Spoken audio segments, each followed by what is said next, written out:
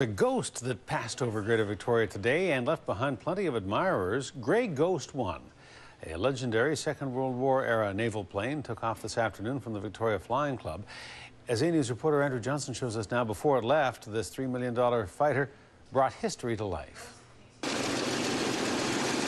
It looks like something out of a comic book, but instead belongs in the pages of history. The Goodyear FG-1D Corsair was designed to cram onto the flight deck of aircraft carriers during the Second World War, and its appearance at the Victoria Flying Club today brought out the cameras. You just don't get a chance to see them. There's very few left, and they certainly don't come to town every day. It cost $3 million to restore the Corsair, which is owned by Vintage Wings of Canada. It's named Grey Ghost 1 in honor of Lieutenant Robert Hampton Gray of the Royal Canadian Navy, who was awarded a Victoria Cross. The presence of the classic aircraft has amateur pilots drooling. What would you say if they said, hey, you want to take it up?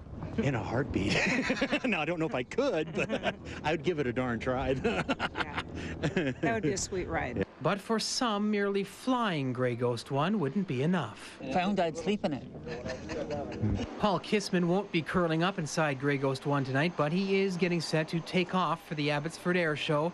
And just like his admirers, he is in awe of the legendary fighter. It was a very demanding aircraft to fly even back in the day.